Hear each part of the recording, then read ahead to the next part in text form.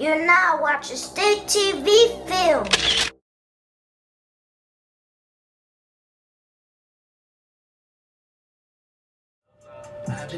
Hey, Roll. Y'all already know what's going on, man. It's your girl, Tampa Mystic. We are broadcasting live right here at ARC Studios, WARK 300. Of course, it is the industry's most wanted show, and I got a special guest checking in the building tonight. I got a very professional photographer, videographer. He's a jack of all trades. He goes by the name of Stick Photos. What's good, man? Hey, how you doing? Hey, I appreciate you checking in with us tonight. You know what I'm saying? I want you to talk all the way into that mic so the whole world can hear you real good. And introduce yourself, man. How you doing? It's your boy Stick TV. Some people might know me as Stick the Great. Yeah. And that's me. You know what I'm saying? Like, Stick the Great. I like that one. You know what I'm saying? That was my rap name. For real. So let's talk, man. I appreciate you checking in with us tonight. You know, thank you for pulling up. Last time I seen you, I was elsewhere. You know what I'm saying? So welcome to the new home, WARK 300 ARC Studios. Beautiful. Man, let's talk. Let's take it back. You know what I'm saying? And where you from? Okay, I'm from Atlanta. I'm a real AT alien. Okay. Graded baby. And I'm from Edgewood, Zone 6. Okay, so you was Zone 6 representative. Yes, ma'am. Word. That's what's up, man. What was life like, you know, for little? What did you go by when you was little? Did you go by Stick when you was little as well? I actually didn't get the nickname Stick to my 9th grade year. Okay. So people call me by my government name, but they had it shortened. They used to call me Lil Manuel. Okay, so what was life like growing up in Atlanta for Lil Manuel? So I have no complaints. Daddy wasn't around. Mom was in the streets. So my granny and aunt raised me. Okay. And where I'm from, I'm just being real, it was like a lot of hustling going on. That's where I get my hustling nature from. Word. And my childhood was excellent, like great memories. And you had two strong women in your life that was raising you. Shout out to your auntie, shout out to your granny for raising you, you know, bringing you up to be a young man who is out here on his grind, doing your thing.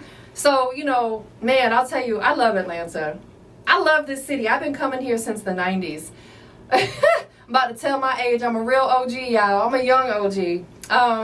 That's what's up. I used to come here back in the 90s. I used to come up here with my homegirl, Lena. Two young females in Atlanta for Freaknik. All right. I remember Freaknik. I'm old enough to remember Freaknik. I might tell my age. And back then, when I was coming up here back then, I was like, I'm going to live there one day. You know what it was? I just like the culture. I like the fact that, you know, there is a lot of unity here, more so than other cities. Maybe people from here may not think that, but me coming from outside the city, there's a lot of unity here. And I'll tell you, the one thing that I really liked was a friend of mine that lived up here had a brick house, and we don't have brick homes in Florida, not in my area. And I was like, yo, that's so beautiful. I want a brick house in Atlanta one day. So, you know, when I got older and my son, you know, was off to the military and there was nothing holding me back, I was like, I'm out. I'm moving to Atlanta. What a great city. Yes, I love my city. I got it tattooed on me. Where you got it at? I got I asked before Steve O did. I got a tattoo of myself. Okay. And he has on an A hat. Okay. Because I didn't just want to claim my hood. Like you say, I love my city. I love right. the You culture. love your city. So I represented the whole A with the A hat. So okay. And another thing about Atlanta, like I've always liked hip hop. You know, growing up. From West Coast to, you know, up top to Atlanta, you know what I'm saying? My favorite from out west, I used to love NWA. Okay. But I must say that the era of like the Dungeon family is what I really like tuned me in. You know, shout out to Outkast, shout out Goody Mob, the whole Dungeon family, shout out to Rico Wade. Yes. You know. What was it like being able to grow up in a city with so many dope artists that's come up and through here, man? Like that's got to be like everything. It was excellent. Like I just said, I got great childhood experiences and stories. Like we didn't people quote unquote say you was poor, but we didn't know we was poor. I wouldn't even say we was poor, but what I'm trying to say, we didn't even have cable till I think like my 8th grade year of school. So we used to have something called American Music Makers. Okay. With this guy named Arnell Starr, and that's how we would get see all the hottest video. So like you say, West Coast, it was like you see the NWA, the Ice Cube, Atlanta, and you left one person out. I used to be a lot of Jermaine Dupri had it. Of course. Was hands on. Absolutely. In the city. And then you had like the DJ Keys and Rocks, the Kilo Ali, and it was called bass music. And I remember watching Arnell Starr late at night, supposed to be in bed, you know, just jamming. Like you said, the Freakniks. I got older cousin who gave me the game, and like I say, we from a hustling city. My aunt was like handicapped, and she was in a wheelchair. Oh, okay. And during Freaknik, she used to sell cakes and stuff, and I used to go help her. That's and so I could be out with my older cousins and see everything what was going on. That's so dope, man. Like Man, I can't even imagine how much fun and just love it is growing up in this great city. You know what I'm saying? Like, this is my new home now, and I'm like, I don't know if I'll ever move back. I love my city, Tampa. Don't get it twisted now. I'm always gonna represent, but this is home for me right now. You know what I'm saying? We love people who love Atlanta back. We don't like the people who come here and complain. Yeah, I don't. Like, I don't complain, like, because I'll tell you what, I moved here 7 years ago. Next month will be my 7th year here, and in less than a year of being here, I was able to walk away of my job of 12 years and do this music business full time. That's how great of a city it is. Yeah. You know what I'm saying? And she doing her thing. You're doing your thing, man. So, you know, let's fast forward a little bit. You know, how did you get into doing what you do?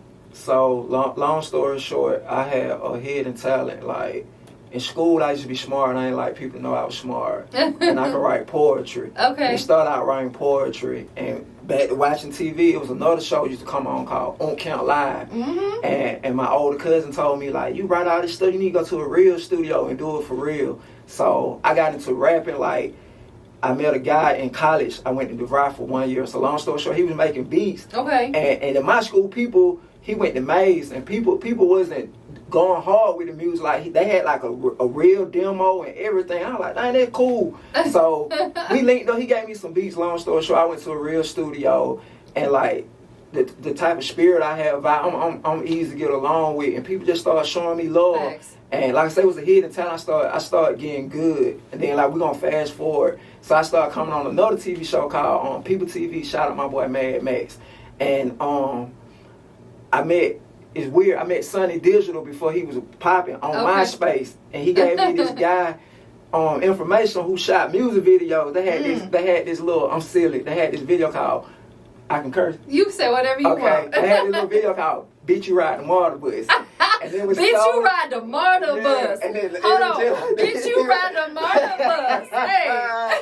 Yeah, and it was dope.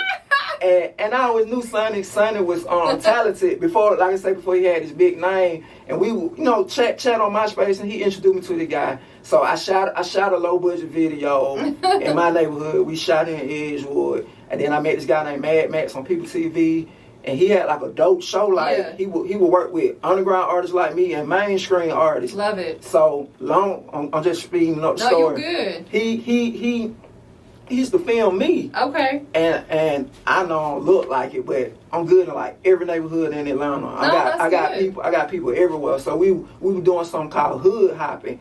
And I just go on all the traps and just show like how we really live in the city, and we just have fun. And he like, Stick, man, you know too many people, bro. You need to get your own camera, and you need to start a show and call it Stick TV. And I took that. Show that shirt off. That thing's so hard. That is fire. Thank you. And then I just took his game and ran with it. Then what was happening, like quote unquote, I was getting popular, and one day I was in Greenbrier Mall, and these guys, they was running up on me, and me being me, I'm thinking they about to try to do something to me. And like, oh, you Stick, man, you Stick TV. Wow. You Stick, boy, we be seeing you be doing your thing. And I ain't like that. And from that day forward, I was like, I want to be behind the scene. I rather film and catch all the vibes. I don't want to rap. I just want to, Understood. I totally get it. Right. You don't need to be in the limelight per se. You want to be the one capturing those moments. Yep, I totally get it. Because,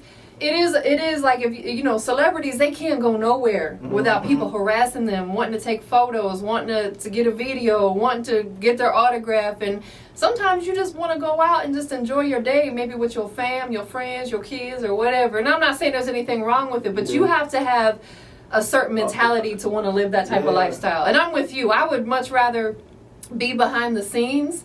You know what I'm saying? I'm definitely not at celebrity status, but there's a lot when I go out, same as you, and people be like, oh, you Tampa, I recognize you from Instagram, you know, can we flick it up? And that's cool, but that's just, I'm not like, I don't get thrills off of stuff like that. You know what I'm saying? I'm like you. I like to help see other people and make other people shine. Yeah, people. And another thing I go through, I work with like a lot of celebrities, and people be like, they'll see them doing big things, and then look at my quote unquote normal lifestyle and be like, bro, you could have been blew up. And I'll be like, I know what I want out of life. That might be their goal. If I'm cool with such and such and we do business, that's fine with me, cause I respect people for who they are, not what they got. Right. No, absolutely. Absolutely. Like, to me, it's about the work ethic. You know what I'm saying? Like, not everybody is always going to be wealthy in their life. You can work towards that. I respect the grind. I respect the hustle. I respect the process. And that's what you've done, is you've worked your way into the position that you're in. Who are some of the artists that you've shot videos for? It's videos and vlogs. And to answer your question, I work from people with like Future, Trouble, Young Scooter, Via Dead, some people. Upcoming artists like Giuliano Zone 6. So I work with Candy. Shout out to my guy Giuliano. That's one of my favorite people ever. I love that dude, man. He's so cool. Yeah, he's from my neighborhood, and it's cool how we met. We met through some mutual friends. That may be how we met, Slick. Yeah, that's how we met. Shout out to Giuliano, man. Yeah, and I met him through my buddy. I don't know if you interviewed him, but Cord DBIC. Him and they had a movie. They from Kirkwood. Okay. Edgewood and Kirkwood like brothers, man. Like it's one big family, and like everybody just been showing love. Like we say, we all want each other to win. Cause like I keep saying that. Oh no, we're from a real neighborhood of hustlers, and it's so much money to get. I don't see how folk be hanging on each other. I listen. Cause we all got gifts, and it's a lot of money out here to get where everybody can win. Yo, listen, you are speaking straight facts, and right now with the situation that we've been going through with this coronavirus and the pandemic, really separated the hustlers from the lazy people. The people who are hustlers and were always proactive and getting money and having multiple hustles are doing fine through this time. That's how I started t-shirt being through the corona, cause I couldn't go out to the club. Yeah, we couldn't go to the clubs and film, so I was like, I can't sit in the house. No. And I gotta find a way to continue some money coming in. Facts. You got to, man, because this is what we want to do forever. We don't want to work for anybody else. We'll work with people, but we don't want to work for them per se. Correct. You came in here looking fresh today too. Oh, thank you. I'm like I said, I'm always behind the camera. He fresh to death. You know what I'm saying? Hair. Who braids your hair? My friend from the hood. she low key. She don't want to be known. But my barber, shout out my barber Park. He gave me the $100. He got you crispy lined up, and whoever braided your hair got she low key. Yeah, she don't. Shout out to her, man. Got you looking super fly today. You know what I'm saying? Yeah. So what's coming up, man? Like, I know you got some big things on the rise, on the horizon. Talk to us. So as like you said, we met through mutual. I'm starting with you. I in person, I respect your hustle. I watch you, and I'm like a fan of you, and I want to do like a promo run, because I'm getting into what you talking about my merch. And when I was in high school, I was best dressed, and I used to love fashion. And as I got older, I could tell. You fly. You super duper fly. I started out early. I had freedom at an early age, and I got to do a lot of things, and my mindset different. So some days I like to be low key. I don't like to jump free, but it's in me, and I like to see other people looking good. Facts. So I just don't do my brand. If you got a brand, I do everybody's brand. So what I'm doing now, I'm getting to drop shipping and open an online Amazon store where I can reach more people, and I'm trying to reach more followers on Instagram. Because this is a bad thing about social media while we're on this topic. Like, somebody might come on my page and say, oh, Stick got 3,500 followers, but they don't look at my talent, they don't look at my skills. Right, absolutely. And I might say, somebody might got 100,000 followers, they don't have nothing going on, but I might have 3,500, but I have the right people following me. Facts. And so now I'm just trying to play the numbers game. Like, working. I'm picking who I want to work with. Absolutely. Like I say, I respect your grind, and I want to work with more down to earth. I want to work with nobody bougie. I want to work with down to earth people who own what I'm on, and like I say, just building a bigger network, and where I might learn something from you, and you might learn something from me, and we keep winning. Nah, that's big facts. You're absolutely right, man. Like, you understand this business. You understand how it works, and so many people get caught up on followers when some of them people, it's not even real. Correct. I mean, let's just be all the way real. People be capping. Correct. You know, and it's like, even if it is real, I got an organic following, and fortunately, you know, my Instagram pays me very, very well. You know what I'm saying? Because I've built a great following. You're building a great following. And I respect. I told you I respect what you got know, going like, on. I eat very well. Just so Yeah. ain't on no bragging stuff. It's just because it's taken years. It's taken me 10 years. And you grind. I just say it didn't fall out the sky. You grinding for it. I'm 10 years in, and I'm still not where I want to be. I'm 7. I started Stick TV when I had my son a little afterward. And another guy, I left this part out. When I first came in the game, it was crazy because I didn't have my own camera yet. And one of the first person I worked with fresh out the gate was Gucci Mane. Okay, you was working with the old Gucci. Yeah, yup. Word. What was that experience like? It was dope. Long story short, the guy who I was filming with, who I shot out earlier, he was a little more talented than me, but not to brag, I got street cred. And brag. He didn't know. He didn't have no spots to take Gucci. So I was like, man, Gucci from East Side, from where I'm from. My buddy had a spot on County Road. I was like, we're gonna take on the County Road. And I didn't even know who Coach K was.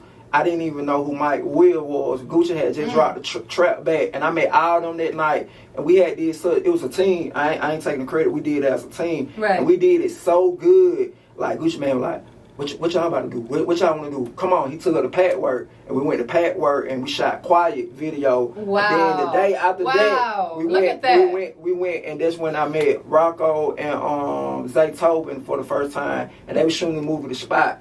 And we rolled out with Gucci for like 3 days, just shooting stuff, a lot of behind the scenes. I soaked up a lot of game in like 3 days. That's exactly right. Yep. Yeah, you know, the thing too, you know, and I want to have you talk about this a little bit, you know, for people who are on the rise doing what you do, because there's a lot of people who want to learn videography and, you know, doing vlogs and things like that.